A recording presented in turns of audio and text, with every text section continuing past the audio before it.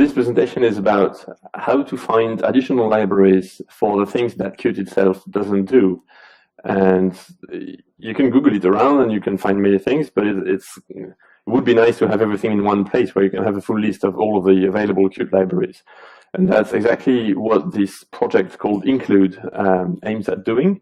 So the website is simply include.org, and what this has is a list that tries to be comprehensive of all the libraries that are available. It's all about Qt libraries, and it splits it between things that have a stable release, things that are still under development, things that are unreleased, commercial libraries, and then everything else, right? So that's a quite long list. And what I want to do today is to show you with some live coding how you will end up in a situation where you need one of these and how to get it, how to use it properly, and how to integrate it with your application. So let's start with a very simple Qt application, which simply pops up a window. And this is based on an application I developed for real, which is about doing a trip report, and then you can calculate the allowance that you have for the meals. So this is like an administrative application. So something very simple with, it stores information about a travel. So we have the travel title, number of days, some description in there, and then you can click on the button here to select a picture, and then click on the picture of me, and then that's it, right? Yeah, that's me there. Now, what is implemented right now in this application is selecting a picture, you've seen that, and then also loading and saving the information as a text file. So if I go and open the text file, it should be actually in the build directory. Nope, not that one, this one. So right now the text file is simply the title and then the number of days and then the actual text. That's what we do in the save method here.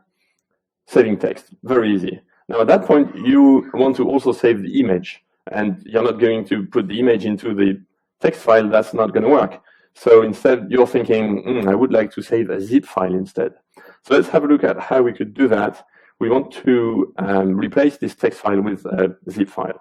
So the first thing we would do is go to the Include website and have a look at what's available to do that. Or if you prefer, you can also do that with a tool on the command line. If you do include client list, that's a small Qt, non-graphical Qt application that I wrote to do this. And then let's have a look at the content. And then you have the same list as what we have on the website, basically. So after a bit of Googling around, you figure out that the class you want to do zip and other kind of archive formats is called KArchive. So let's go ahead and download KArchive. You can do that from the website, or you can do it here with, let me make that bigger, download KArchive. And then this downloaded the file, so I have now a KArchive 5.3, which was released this morning. Yeah, it's all just-in-time programming here. So let's open that and go into KArchive, and now we look at the thing and we see, okay, this uses CMake, no problem. I'll create a build there, and then I'll use CMake on the thing. And with CMake, you need to tell it where to install it. So let's do CMake install prefix, and we'll put that somewhere here. I like to call my install prefix inst for install. And it will error because it will tell me I am missing something. Oh, it actually found it. Interesting. That's a problem when you have too many things installed. I probably have CMake prefix path set. Yeah, let's forget about that. Let's assume this is a clean system that doesn't have any of that. So it really likes to find it. Okay, the law of demos, right?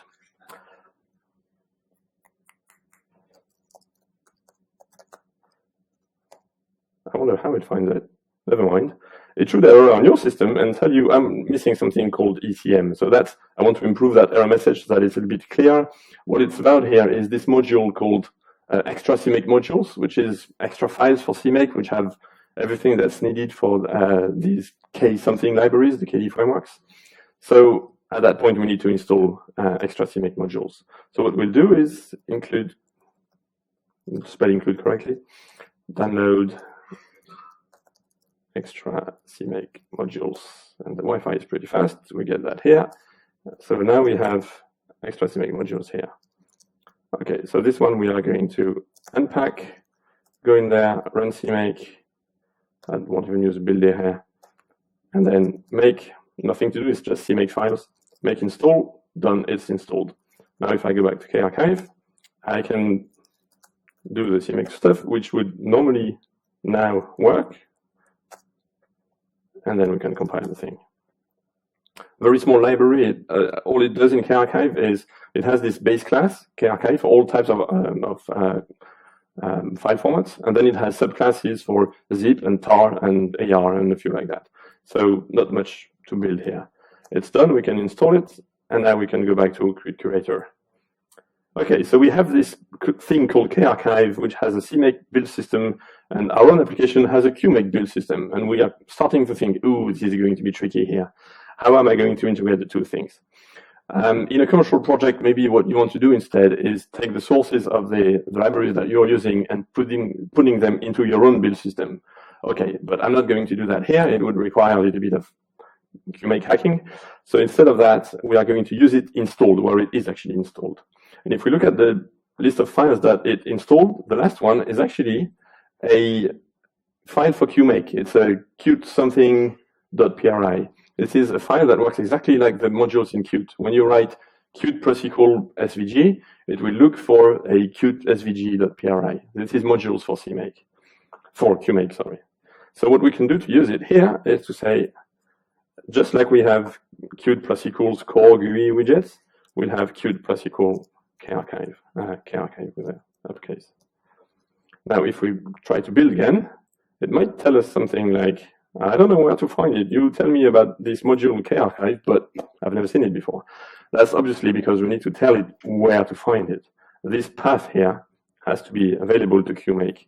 So what we'll do is, in the project setup here, we'll go edit the build environment. We'll have a look at this variable called QMake path, which is probably not set. No, very good. No interference here. So we'll add it, QMake path, and then, nope. Copy paste with the mouse. There we are. Back here, compile again. Now, no error, so it actually found KArchive, right? We're making progress. Now, what we have to do is use that to actually save the file. So we'll change the file name because, well, when I tried this the first time, I was mixing text files and zip files. You end up with interesting facts when you try to load a zip file into a text editor. So let's change the name here, and we can use kzip now. We'll rename the variable to make sure this is all very clear to everyone. We'll call it zip. Okay, so we have this kzip. It doesn't know it. That's because we need to include it. All the KDE frameworks actually provide forwarding headers, just like Qt, so we can use the uppercase version. And back to the save method, we can zip and open. Okay, the one thing I wanted to show you here is that at this point you might want to have some sort of API documentation. If you don't know all these classes by heart, then you can get that for the all of these modules that come from KDE, which are called KDE frameworks. They are all on api.kde.org.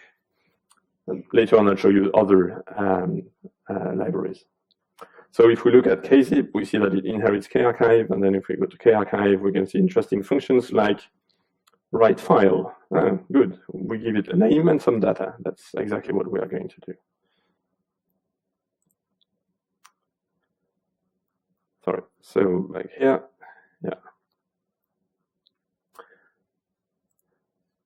So what we want to do here is to save this text, and then we'll save the image as a second file inside of the archive.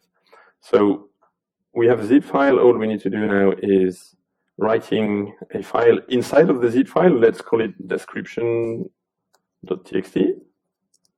And then it wants some data, and that's exactly what we have here, okay, by iterate. So now we should have a zip file with a text file in it. The next thing we'll want to do is write the image as well. Now, the thing is, in here, we are going to need a byte array that contains the image data. To do that, there is no direct way to do that with QPixMap. We need to use some indirections, so I'll just type that quickly. we need to save that into a QBuffer, and then that's what we are going to use. Save as PNG. And now we can write the buffer here, but this assumes that we have a QBuffer to write into. Just a little bit of indirection from the Qt API. We need an I/O device. Let's use QBuffer as the I/O device. It stores everything into a byte array, and then we can get that byte array here with .data. I probably need to include QBuffer. There we are. And that's it. We have written 2 things into the zip file. Let's run this again. I close the old one. Try to compile that. It does compile. Select my nice picture again. Close the application. It saves on close, so that's all we have to do. And now if we go back to the terminal, we should be able to look into the file that was just created. And that's savefile.zip. If I use unzip on it, then you can see that it contains description.txt and image.png in the zip file as promised. I can play with it, unzip it, open the image with an image viewer. Yeah, no problem, that's me. Yeah.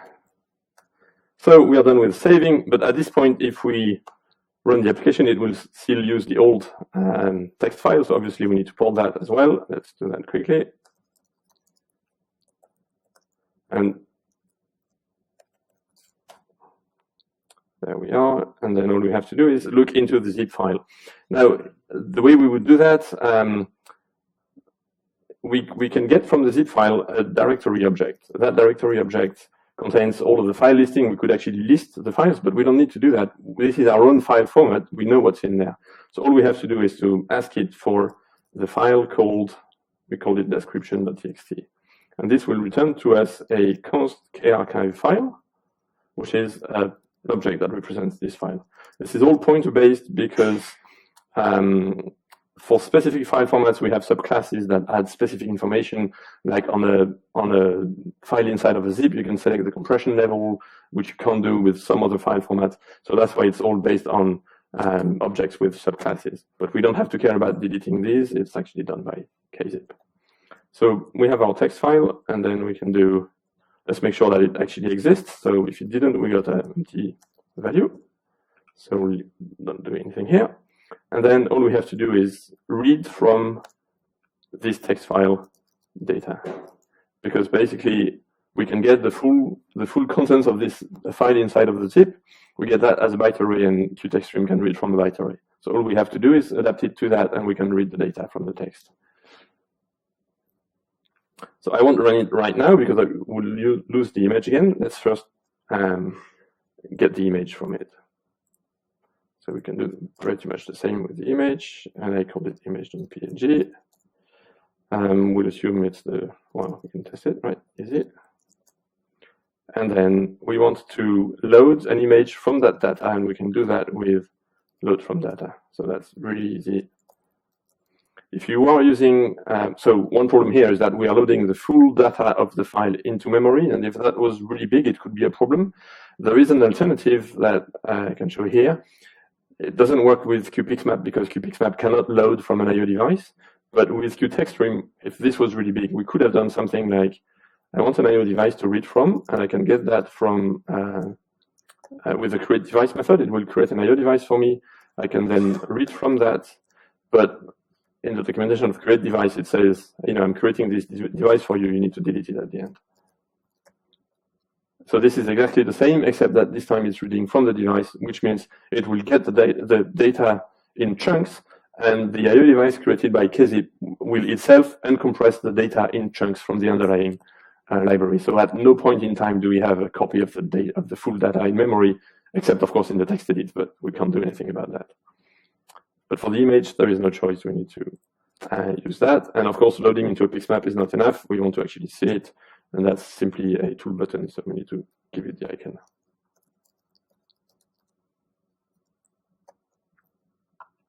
Compiling again, starting again, and now when it starts, everything is loaded because it loaded it from the zip file. Any questions before I move on? Yeah, nice, isn't it? Easy to use, available for free. All of these libraries are LGPL. And yeah, nicely documented, easy to install. I think that's it for zipping.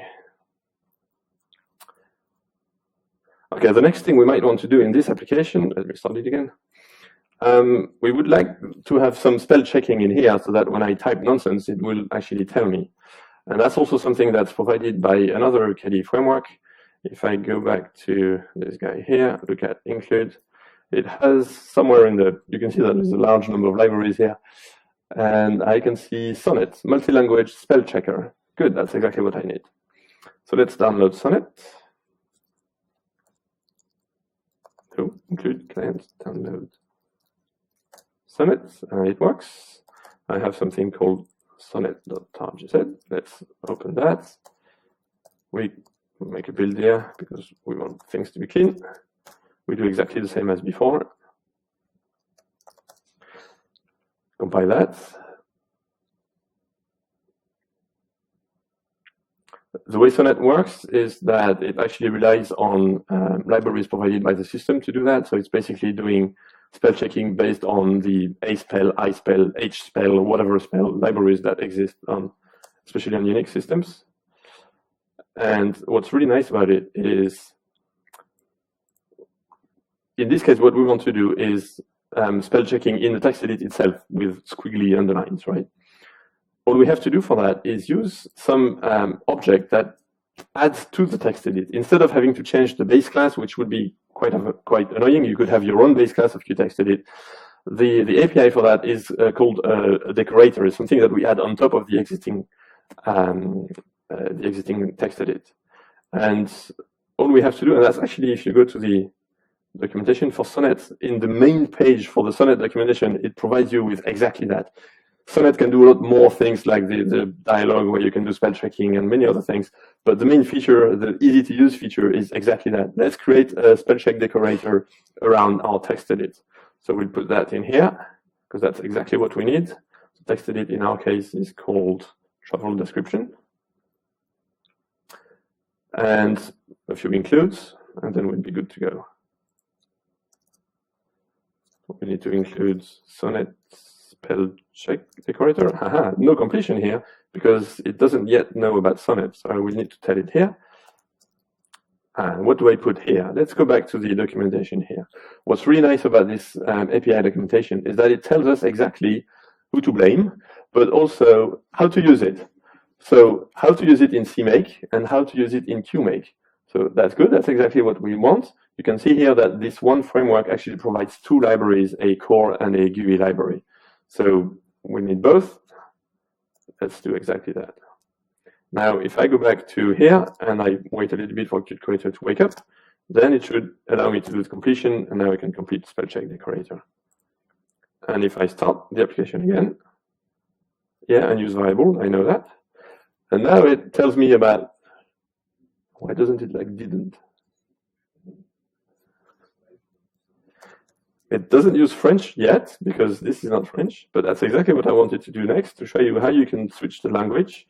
You can do that with, on the decorator, you can ask it for the highlighter that's being used, and you can do a set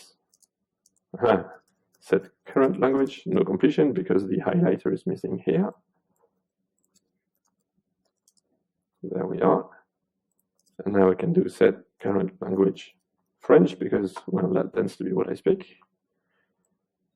And now a lot more words are underlined, not trained because we have this word in French, we call it train, but everything else is. And we know about the internet as well, it's recently arrived. But you see this works, and of course, in this case, I've hard-coded the language in the code, but you could provide some GUI to do that. Yes, Danimo? Yeah, right now on Windows, you would have to install one of these libraries. But of course, it would be good in the long run to actually have support for the native Windows API. But that, I don't think that has been implemented yet. But Sonnet works with backends already because of these 4 different libraries on Unix. So it would be very possible in the same architecture to add new backends for new platforms. And, let me check to make sure, but I don't think it actually has that. Yeah, I don't think it has. Where is the source? Plugins actually. Yeah, it has A-spell, Enchant, H-spell, and H-spell. These libraries do work on Windows, it's just that you have to install them in addition to Sonnet. right? So we are done with this to do. The other thing that this whole application is about is we type in the data, and at some point we want to generate a report here, but right now this is not implemented. So we would like something that will generate some report, possibly a multi-page report with headers and footers. So you could do that with just QText documents by hand, but it's a little bit annoying, especially with headers and footers. And so instead of that, you could look up on include for solutions. So let's do that here. Let's go back to include client list, and let's grab it for a report. And you see that this is not a new, you're not the only one with this idea of let's have reports, because actually 5 different people have provided you with solutions. Well, 4, because idle time is very different. But there are 4 things here that actually do report generation. Let's pick a random one, the one I wrote, KD reports. So completely random. But here it tells me, yeah, well, there was no public release of KD reports yet because the KDAB people are lazy. So all you have to do is this GitHub URL. So we'll have to go to GitHub and do a Git checkout. I hope to fix that at some point so that we have an actual thing we can get here. But let's go do HTTP. Oh, that's Conqueror not working here. Well, I have it somewhere in the history, right? Yeah. Let's clone KD reports. Aha. SSH not working. Okay. Yep. Yeah, something like that. That's the one. And then we go into KD reports, and you look at the install file, and it tells us, does it have the update? Yeah. It tells us if you're using sources from GitHub, jump to section 1bis. Okay, let's do that. And then it tells us, okay, you need Python. That's good. I have that. And you need a submodule. That's because we have a shared build system for all of these libraries. So I'll load the submodule. So it doesn't ask for the key again. Very good. And now it tells me to run some. This is because QMake is not as good as CMake. So when you want to do interesting things like generating headers and all that stuff, we couldn't really do that easily with QMake. So we did that with a Python script. So I'll use AutoGen, and yeah, it does know. That help. So I'll tell it where to install the things, and obviously that's going to be in the same directory as I used before. And now it's compiling KD reports.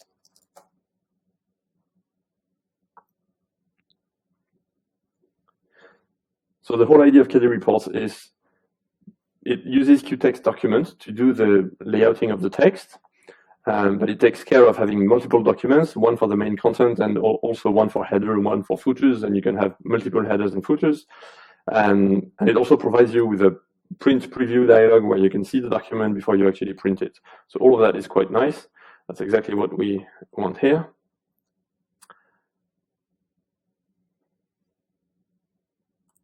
Right, the next problem is going to be how to use this thing in our application. KD reports can actually compile with CMake and with QMake by itself, but that doesn't really matter, right? It installs the same stuff in both cases, so that makes no difference. What we want to find out here is how to use it with in a QMake build system. And because this is based on QMake, it didn't actually generate the same nice files as KArchive did. Maybe we can do that one day. Instead of that, it just provides a PRI file that we can copy into our own. It's kind of a fine module. So let's copy that in here. And now we can include that from here.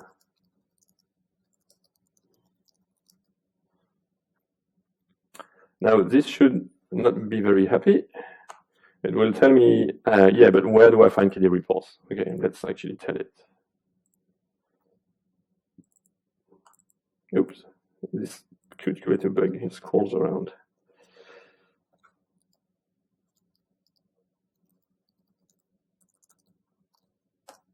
Okay, back to the compilation log. Seems to be happy now. Good. Then we can start using KD reports. KD reports, for the ease of use, actually provides all-in-one header, so we won't have to bother with headers anymore after that. And now we have this slot being called here whenever we press the button. That's when we want to generate the report.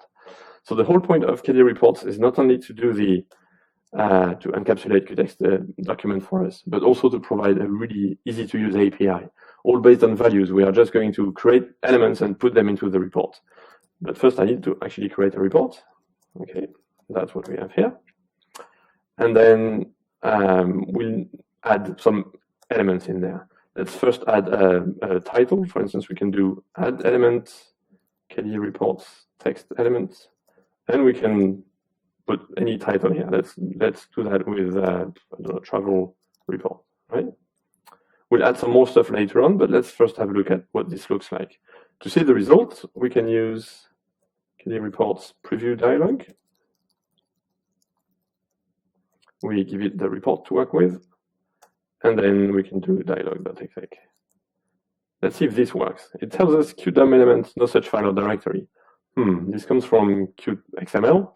And because, well, I'm not a big fan of QMake, so I shouldn't actually answer why, but it's basically, it requires us to link to XML as well, so let's add that here. And also, I know it's going to need print support for the print dialog. Okay, now it actually starts, and if I click on the button Generate Report, then I get this preview dialog, which actually has the text that I wanted in it, travel report. And now we can make this better, and of course we can add more text and more pages to the report to see a little bit what it would look like.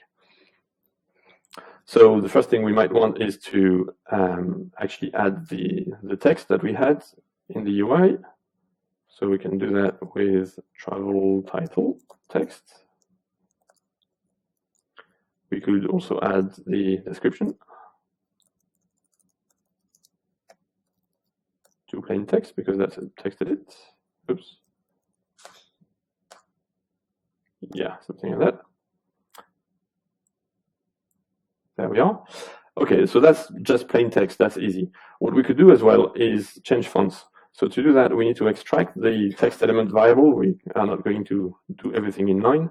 So the main title element, whatever, that's what we are going to add here. And on the element, we can do things like set fonts, Q font, Arial, size, I don't know, 25, something big. And now if we start this again, we should see something with a much bigger font, right? And we see the text that is actually in here. Okay, but now we have an image to show as well. No problem. Let's use something called the image element. Good thing it takes a pixmap. We have a pixmap. Always do the quick test. Works. Cool. A little bit big. We can also control that by using API from the image element. So we'll extract that.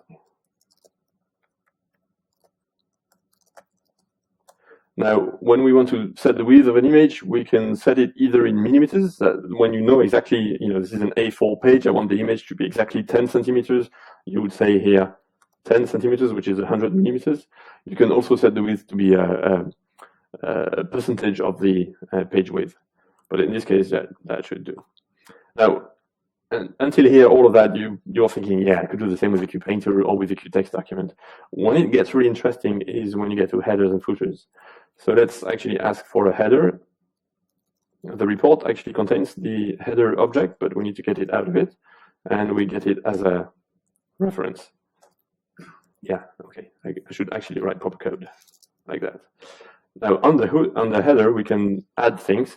Let's add page numbers. This works exactly like it would work in LibreOffice or any kind of text processor, where we are going to add an element that contains the text, like page space.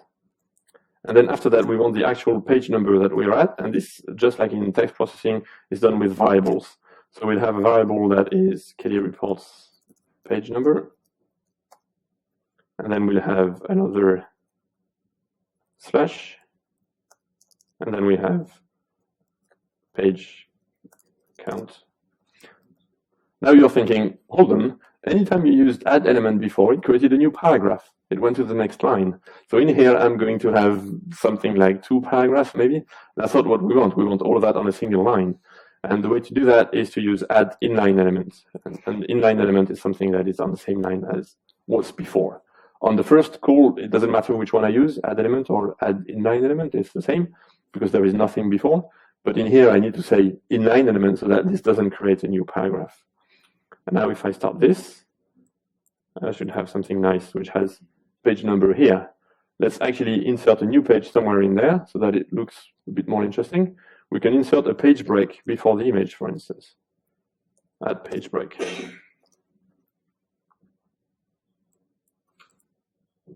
And now suddenly we have 2 pages, the first one with the text and the second one here with the image, right? And then to make the header look a little bit better, we could do something like,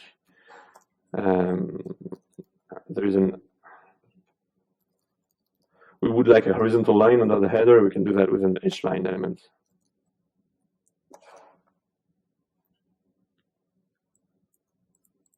Oops, there. There we are. Now it's starting to look good. And you can go further. You can add images in the header itself. You can have different headers on odd and even pages and so on and so on, right? Many features there. And the whole point of that is you can export to PDF, you can print it, you can export to HTML, and of course, yeah, a lot more things. If you have models that you show in tables in the GUI, you can give the model to KDA report and it will generate the table in here directly from your model. So that makes it a lot easier than having to go through the cells yourself and create the table cells in there. Yeah. Yes, you can insert charts in this report in 2 different ways. You could generate a pixmap with a chart, right? Okay. But then if you print that on a high resolution printer, it would probably look not too good. The alternative is if you use KD chart, which is another tool that just like KD reports is done by KDAB, then KD reports actually has a chart element to embed KD chart. So that's a way to combine the 2 things. But if it's any other charting engine, then you would do that with Pixmap. Any other question? Yeah. Yeah, let's try. I hope it works. Because you can use add inline elements after any add element. So you could say add inline element.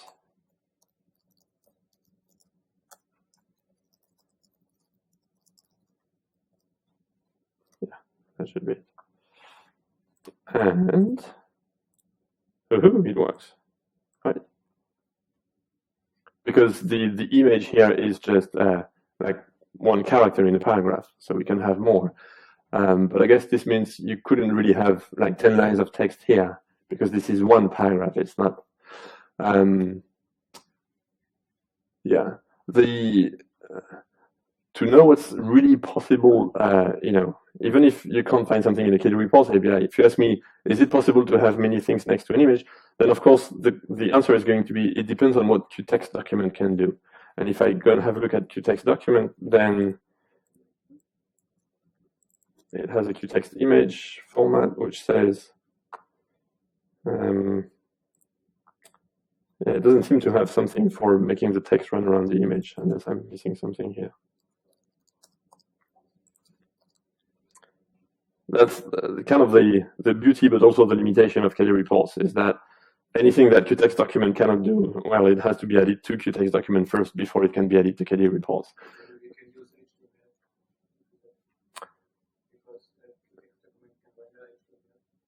Yeah, it can load from HTML. But that means if you use some HTML features that QText document doesn't support, then you're not going to get them in QText document. It's not a web engine, right? It's just HTML loading. So it can only load the features that it actually supports. But it could be that this works. I'm not exactly sure about the image support. I remember seeing something like, I don't know, there is something where you can choose the way that the text runs around images, so that could actually be there, but I can't remember right now.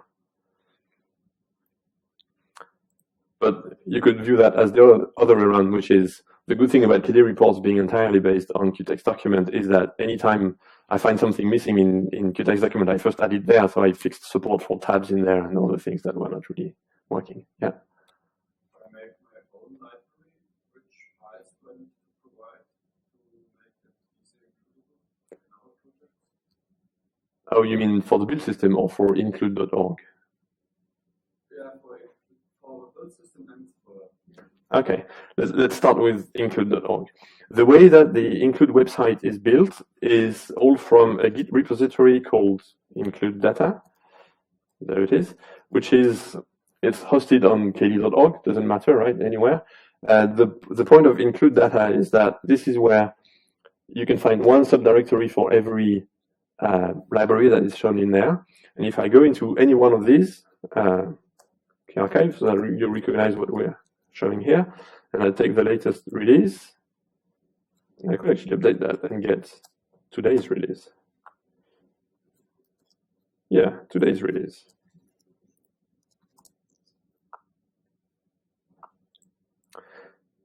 And because this is modern, it uses JSON, not so fun, to simply, this is where the data comes from. You would create one of these files where you would say, okay, this is the name of my archive, this is the better looking name, last release date, version, the text that appears in the list when you do include client list, a few URLs, mainly for information purposes. This is not used by the tool, it's just for the user.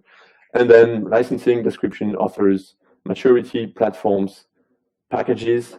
One of the idea of the include developer, Cornelius Schumacher is the one who maintains all of this. He wants at some point to possibly provide other types of packages like Windows binaries. And well, he was thinking about Linux packages. I don't think that's really useful because Linux users can just get that from their own distros, so I'm not sure it's really useful. But on Windows, it would definitely be useful to have compiled sources in there. So you make one of these files, and either you send it to Cornelius by email, or you commit it to the Git repo, or make a merge request. Actually, this repo is mirrored on GitHub to make it easy for people to make merge requests, so you can actually do it there. And Cornelius takes care of syncing the two repos. I think that's even automated. And the good thing is, as soon as this gets into the Git repo, it pops up on the website. It has triggers and whatever to make it work. So that was quite nice. When I was preparing this presentation, I noticed that something was missing. To actually be able to download the thing, I just added it, committed, and it was up. So that's very fast, very nice. And the whole point of that include.org website is to be very inclusive, right? Yes, I'm showing KDE stuff and KDAB stuff because that's what I am, but any other, if you look at the list of things in there, it's very, very complete. I mean, it doesn't have everything because nothing can be complete, but it's open to any kind of Qt-based library in here. And the whole point of that is to make it easy for people to find libraries.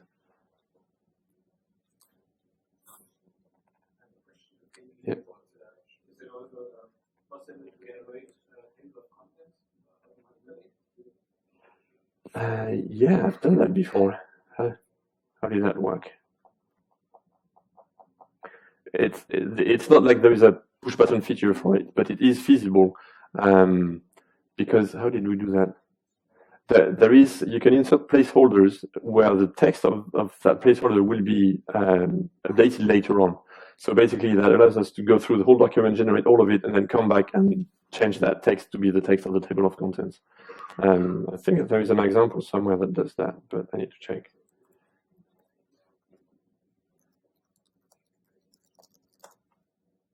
Yeah, table of contents will go here. I wrote this so many years ago, I even forget how that works.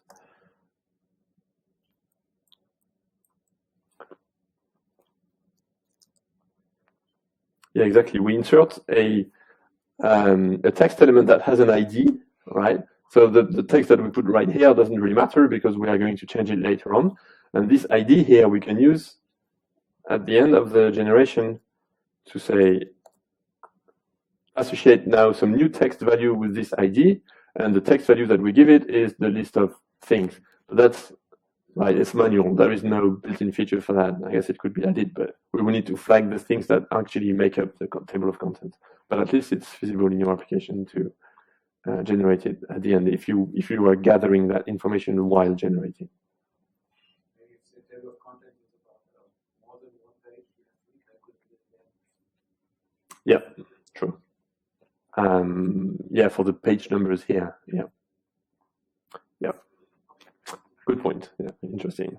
Well, own engine for that, and that's why I was asking. Yeah, you're right. Now, the good thing about KDA report is it's LGPL, so you can actually patch it and provide pitches. Then we have. Yeah, sounds cool. Yeah, we love that. Yes, Bo. Did you consider some ways of automating all the setup stuff? Because when you went through the steps involved in getting free libraries downloaded, it was fairly easy. You can do that, but if a new developer joins a project, then yeah, you have to do these 20 steps before you can build, and that it always goes wrong. And I think Yeah. Have you considered this in the project? Yes, one of the good things about preparing a talk is that you realize that the stuff you know how to do for years, you're going to have to show to people, and then you realize, oh wait, this could be more convenient. And there are already a few things that I improved for this presentation, but of course it gave me lots of ideas of how we can go further and make this even easier, right? And I mean, it's not like I picked the easy ones, right? I've picked stuff that is based on CMake while I was using QMake for the application, and I've picked the stuff that is only on GitHub with a strange build system and no packages, right? I mean, I think I haven't chosen the easy way here. If you use other stuff like QJSON doesn't really matter anymore, but some like pure Qt libraries with a QMake build system, then you won't have any of these issues. I wanted to show you that even the real stuff is not so hard to do. But, for one thing, providing QMake files, even from a CMake build system, that's already a first step that we took to make it easier for people to use QMake in the first place.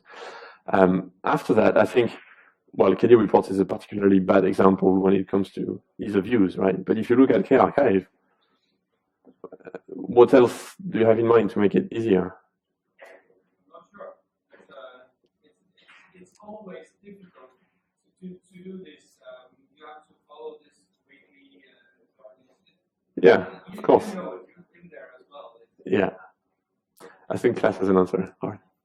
Not really, but you said at the start, I mean, you're shortcutting the distribution, providing the software. So maybe it's one of these suggestions to first check with your packaging system if you can download it and install it. Yes, that's what I said. And I said, in my opinion, anyone using this on Linux will get the packages from their distributions. So I'm doing kind of a hybrid thing here because I wanted to show how to download the stuff for yourself, but the real target audience for that is the Windows developers. And I don't have a Windows laptop. I didn't actually do it on Windows, but basically the goal is to show that it's possible to just download the stuff and use it. And on Windows, I think people are used to this kind of pain when you have to do the setup, whereas on Linux, we are used to just give me the packages from the distro and everything's nice. So the goal of this is not to make life harder on Linux users. That's definitely not the idea. And for the second thing, for the new developers starting over in the project, something would be great that they read the package list from the QMake or CMake file that they're using. And if you could somehow generate a list of packages that you need to have installed if you want to successfully process this QMake or CMake file. I don't know what we can put because you have to write the needed library into the QMake file anyway, like QT equals. Yeah. Maybe we could get back a list of packages to be installed from them. I don't know. Yeah, or from include actually. The idea you're giving me is that when you do include list and you see what you can use, if include knew the name of the Linux package for it, it could actually tell you have this already installed. But of course, that would require the include metadata to include the actual name of the packages on different distros because, well, Debian and SUSE don't tend to call things the same way. But if we had such a list, that would be an easy way to say, either you have it already installed or here is the command you need to type to actually install it. That would make things easier. But as I said, I think where the real effort goes is to make this easier on Windows. That's where I don't know. Let's see who here mostly develops Qt applications on Windows. That's yeah, more than half. So who does mostly applications on Unix? I want to see if it's the same hands or yeah. So that's less exactly. So that proves that making this work on Windows is kind of a primary goal. And we do have people working on that, and we hope to. We know that all of that stuff compiles on Windows, but making it easier to install and deploy Yeah, next challenge. And for the Mac. But I think with the Mac, yeah, I think what I showed is kind of the Mac use case, because Unix tools, but the stuff is not pre-installed. So what you need to do is exactly that. I think that's kind of the exact case here. But,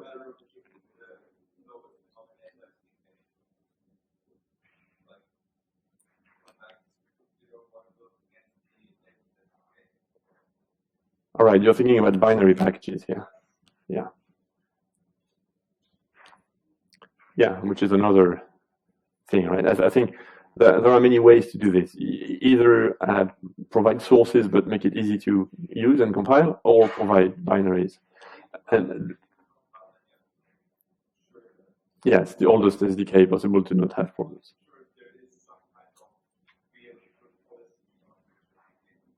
Right. But looking at the way most commercial application developers use libraries, they tend to just include the sources into their own build system. And I think this makes it really easy. You look up the thing you need, you download it, you have it, you can include it, and then that's right. All of that stuff about setting paths and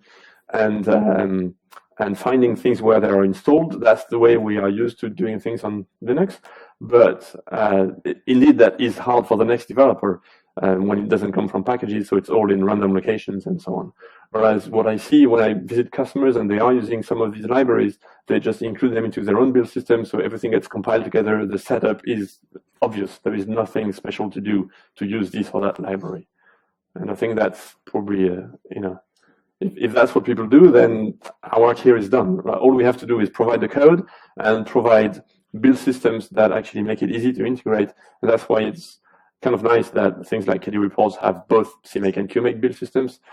The KD frameworks don't actually have that, but the solution to that is to use CMake in the first place. Any other question? Yeah. PDF viewing. Yeah, that should be in there. I think that's what Ocula does with Poplar. Is Poplar in here? Yeah. You can find Poplar Qt here, PDF rendering library. And, you know, Poplar is the #1 PDF renderer. That's what all of the PDF viewers that I know actually use.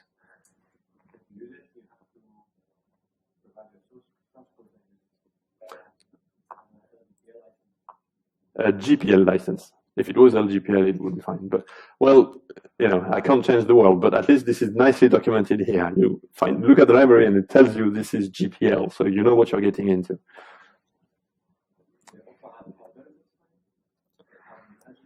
There are actually, they're not listed here, but I did some search for that, and there is a mu PDF, and there is another one, MU PDF, and a few others whose name I forgot. If you send me an email, I can give you the list of things I found. So.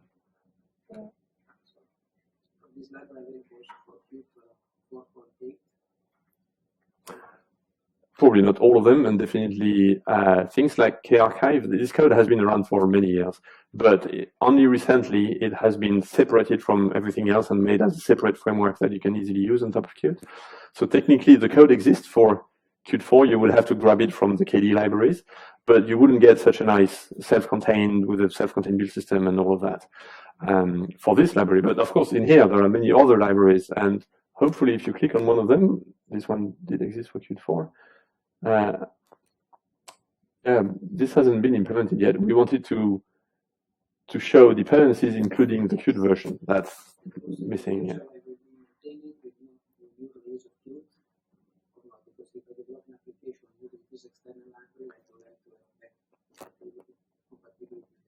Yeah, of course. That's something that even documentation can't solve, right? People will tell you, I've just released this, of course I'll support it in the future, and then they disappear. So it doesn't really help you that they wrote.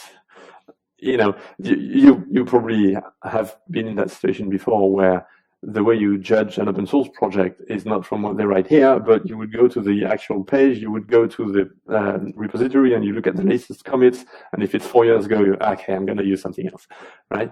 I don't think that's something we can easily document here, because nobody would create a page that says, oh, by the way, this is dead code.